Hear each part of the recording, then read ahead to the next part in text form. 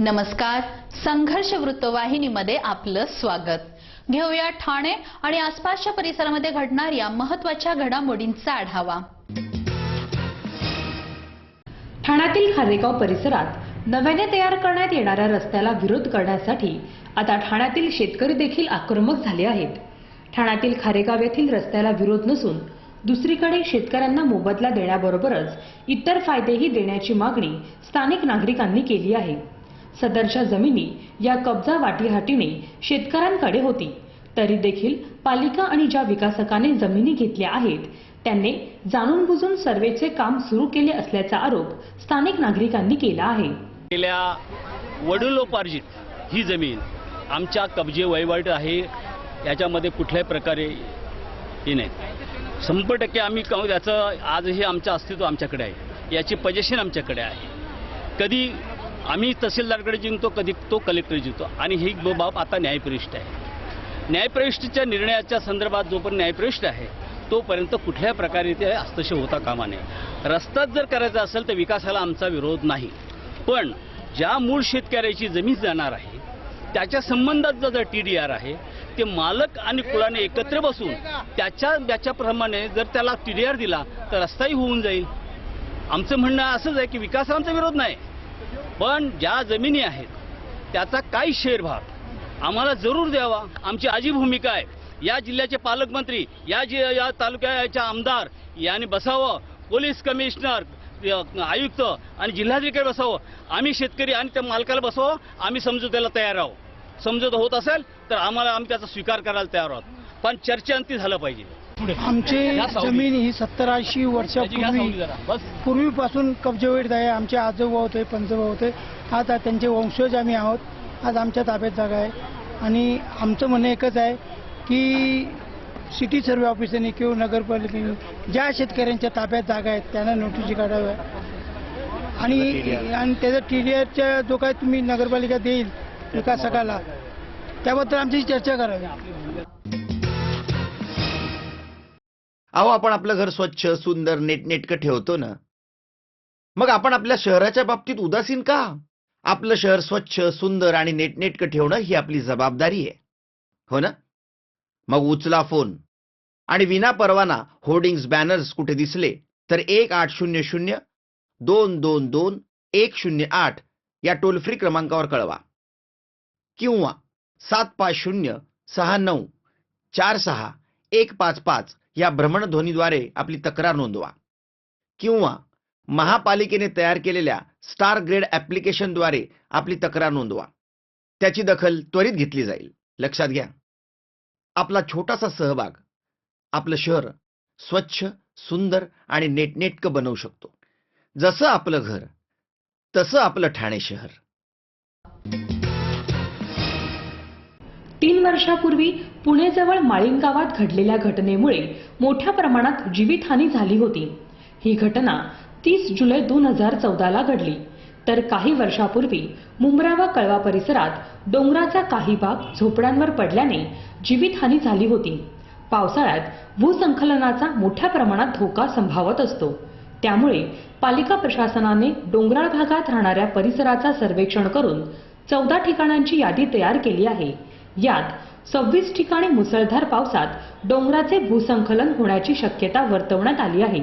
पालिका प्रशासनाने संभावित धोक्याच्या ठिकाणी राहणाऱ्या लोकांना नोटिसा बजावल्या असून अनेकदा घरे खाली देखील करण्याचे आदेश दिले आहे, पण नागरिक जीव धोक्यात घालून नाईलाजास्तव तेथे राहत आहे।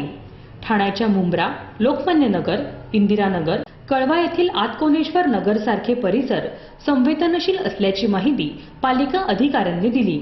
आपण जर बघितलं तर लँडस्लाइड होणारे 26 नाही तर साधारणतः 14 ते 15 ठिकाण आहेत की जिथं मागे हिस्ट्री बघितली तर लँडस्लाइड होत होता। अशा ठिकाणी आम्ही नागरिकांना अलर्ट केलेले जिथं जिथं असं होतंय आणि काही ठिकाणी जसं असा पारसिक बोगद्याचा भाग आहे जिथं मागे पारशी बोगद्यामधून पाणी आलं, ट्रॅकवर पाणी गेलं, ह्या साईटला मी स्वतः भेट दिली. तिथं महानगरपालिकेच्या माध्यमातून प्रोटेक्शन वॉल बांधायचं काम सुरू आहे. त्याचं कॉन्क्रिटीकरण आजच संध्याकाळपर्यंत पूर्ण व्हावं अपेक्षित आहे, कारण जवळजवळ 50% काम झालेलं. मी स्वतः त्या साईटला भेट देऊन तिथल्या नागरिकांशी बोलून त्यांनाही सूचना दिल्या आम्ही की तुम्ही कशा प्रकारे काळजी घेतली पाहिजे, कुठून चाललं पाहिजे, त्यांच्या घरातल्या सुद्धा पाण्याचा निचरा कशा प्रकारे केला पाहिजे, या प्रकारची दक्षता महापालिकेच्या माध्यमातून घेत आहोत. त्याच्यासोबतच आपल्या माध्यमातून आणि सगळ्या प्रसिद्धी माध्यमाच्या माध्यमातून आम्हाला लोकांना विनंती करायची, जिथं पूर्वीचा इतिहास आहे अशा ठिकाणी जास्तीत जास्त वास्तव्य करण्याचं टाळा, किंवा वास्तव्य असेल तर या काळापुरतं इतर ठिकाणी कुठं स्थलांतरित होता येईल का, या प्रकारची व्यवस्था होईल. तर सत्ताधारी व पालिका प्रशासनामुळे ही डोंगरावर घरे बांधली गेली आहेत आणि आता यांना हीच लोक नोटिसा पाठवत आहे. हे चुकीचे आहे. यांचे पहिले पुनर्वसन करणे गरजेचे आहे. त्याचबरोबर दुर्दैवाने कोणतीही दुर्घटना घडली तर याला जबाबदार सरकार व पालिका प्रशासन असणार आहे, असा आरोप यावेळी विरोधी पक्ष नेत्यांनी केला. डोंगराळ जे भाग आहेत आपण बघाल तर तिथे म्हणजे तिथले स्थानिक नगरसेवक म्हणा आणि अधिकारी यांच्या संगनमतानेच अशी बांधकामं होत असतात. आणि आपण या सगळ्या ठिकाणी डोंगराळ भागात बघाल तर सत्ता कोणाची आपण बघा. जेव्हा आमचे नगरसेवक होते भास्करनगर पूर्व विभागात, तेव्हा स्वतः त्यांनी तिथे हे दिलं होतं महापालिकेला आणि फॉरेस्ट विभागाला की अतिक्रमण तात्काळ थांबवावे. आमचे आमदार माननीय जितेंद्र आव्हाड यांनी देखील कलेक्टर ऑफिसला पत्र दिलेले आहेत, फॉरेस्ट विभागाशी पत्रव्यवहार केला की ही बांधकामं तात्काळ थांबवावी.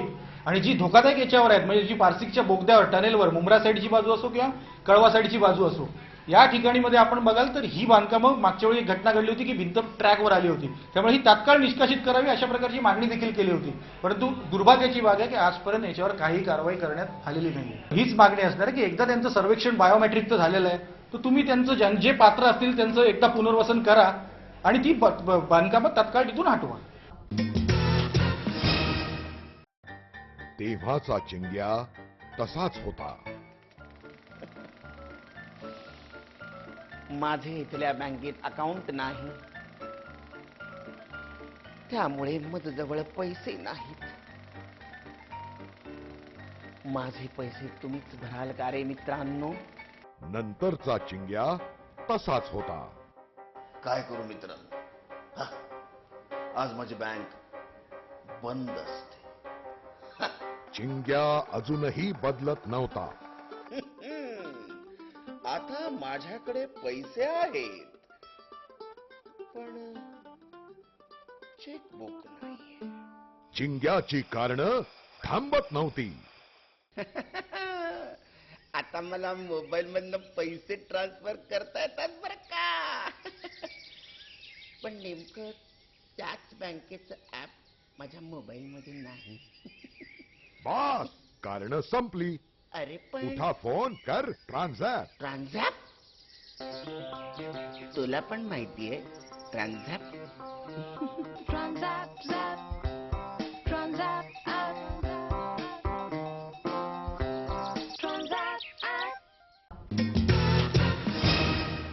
ठाणे महानगरपालिकेच्या वतीने शहरात 5 लाख वृक्ष लागवड योजनेअंतर्गत वनविभाग आणि अनेक स्वयंसेवी संस्थांच्या मदतीने गेल्या वर्षी 1 जुलै 2016 रोजी कौसा येथे 70,000, शीळ येथे 27,000 आणि डायगर येथील वनविभागाच्या ओसाड जागेत 12,000 असे तब्बल 1 लाख वृक्ष लावण्यात आले होते. तर उर्वरित 1 लाख वृक्ष लागवड शहरातील रस्त्याच्या दुतर्फा आणि विविध ठिकाणी केली होती. या वृक्ष लागवडीत विशेषतः देशी व कडुलिंबू, अर्जुना अशा औषधी वृक्षांची लागवड करण्यात आली होती. वन विभागाच्या मदतीने नियमित देखरेख आणि मुबलक पाणी पुरवठा करून ही वनराई बहरली असून या वृक्षांमुळे शीळ डायगरची ओसाड जमीन आता हिरवीगार झाली आहे. ठाणे महानगरपालिकेचे अतिरिक्त आयुक्त सुनील चव्हाण यांनी बहरलेल्या या वनराईची पाहणी करून समाधान व्यक्त केले. तसेच पालिकेच्या वतीने भविष्यात 3 लाख वृक्ष लावण्यात येणार असल्याचेही यावेळी स्पष्ट केले आहे. प्रथम आजचं जे महानगरपालिकेमार्फत जे आम्ही गेल्या वर्षी वृक्षारोपण केलं होतं 1 जुलै 2016ला साधारणतः या 3 ठिकाणी म्हणजे मुंब्रा, शीळ आणि डायगर या 3 ठिकाणी 345 हेक्टरवर आपण 1 लाख झाडं लावली होती. हे झाडं लावताना अनेक नागरिक, त्याच्यानंतर स्वयंसेवी संस्थाचे प्रतिनिधी, नानासाहेब धर्माधिकारी ट्रस्टचे प्रतिनिधी यांनी खूप चांगली मदत केली होती. त्यांना पण धन्यवाद दिले पाहिजेत. परंतु 1 वर्षाच्या नंतर जवळजवळ 11 महिने झाले. आता 11 महिन्याच्या नंतर सुद्धा ह्या झाडाची आमची याच्यासाठी काम करणारी एजन्सी FDCMA वन विकास महामंडळ पैसा सगळा महानगरपालिकेचा आहे. ही झाडं चांगल्या परिस्थितीत वाढत आहेत. याच्यामध्ये आपण आत्ताच मुंब्र्याच्या साईडला भेट दिली, तिथं 70,000 झाडं आपण लावलेली आहेत. आता आपण सध्या डायघरच्या साईटवर उभे आहोत, तिथं 12,000 झाडं लावलेली आहेत. याच्यासोबतच मागे शीडच्या साईटवर आपण 27,000 झाडं लावलेली आहेत. महानगरपालिकेमार्फत हे झाडं लावतानाच आपण मोठ्या उंचीची झाडं लावली होती, 5 ते 7 फूट उंचीची.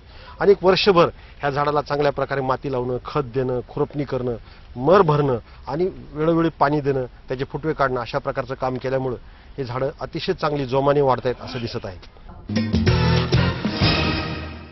शिवसेनेचे वागळे विभाग प्रमुख व नगरसेवक एकनाथ भोईर यांचा वाढदिवस काल मोठ्या उत्साहात साजरा करण्यात आला. वाढदिवसानिमित्त वागळे विभागात विविध समाजोपयोगी कार्यक्रमांचे आयोजन करण्यात आले होते. तसेच त्यांना वाढदिवसानिमित्त सर्वपक्षीय नेत्यांनी, कार्यकर्त्यांनी व नागरिकांनी शुभेच्छा दिल्या. यावेळी शिवसेनेचे उपनेते अनंत तरे, कल्याण जिल्हाप्रमुख गोपाल लांडगे, माजी महापौर अशोक वैती, संजय मोरे, बीजेपीचे नगरसेवक नारायण पवार, शिवसेनेचे शहर प्रमुख हेमंत पवार यांच्यासह आदी मान्यवरांनी श्री एकनाथ भोईर यांना वाढदिवसानिमित्त शुभेच्छा दिल्या.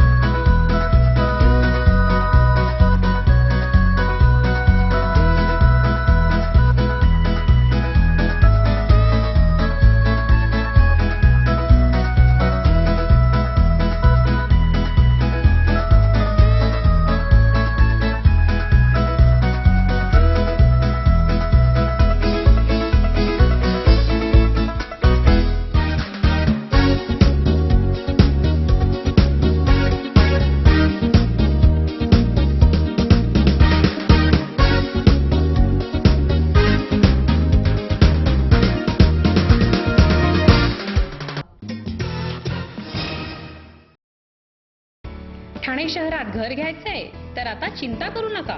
कळव्यातील पारसिक नगर मध्ये निसर्गाच्या सान्निध्यात शहरांच्या सर्व सुखसोयींनी परिपूर्ण असलेली आपल्या स्वप्नातील वास्तू नंदनवन होम्स. या नंदनवन होम्स मध्ये रेडी पोझिशन फ्लॅट बुक करा. प्रशस्त अशी पार्किंग, सुरक्षेच्या दृष्टिकोनातून सीसीटीव्ही कॅमेरे, लहान व ज्येष्ठ नागरिकांसाठी garden, health centre, community hall इत्यादी सोयींनी युक्त अशा नंदनवन होम्स मध्ये आजच घर बुक करा. आपल्या नंदनवन होम्स मध्ये 1 BHK, 2 BHK व 2.5 BHK फ्लॅट तयार आहेत. तसेच 4 BHK ड्युप्लेक्स व 5 BHK ड्युप्लेक्स मध्ये AC, beds, sofa set, dining table, modular kitchen, फुल इंटेरियर डिझाईन अशा सर्व सोयींनी समृद्ध असे फ्लॅट तयार आहेत. तेव्हा लवकरच बुक करा आपल्या स्वप्नातलं घर म्हणजेच नंदनवन होम्स. पत्ता श्री कृपा बिल्डर, नंदनवन होम्स, पारसिक नगर, रिलायन्स सुपरमार्केटच्या समोर, कळवा पश्चिम. संपर्क 022 2543 8242. Mobile number 9833 901518. नंदनवन होम्स.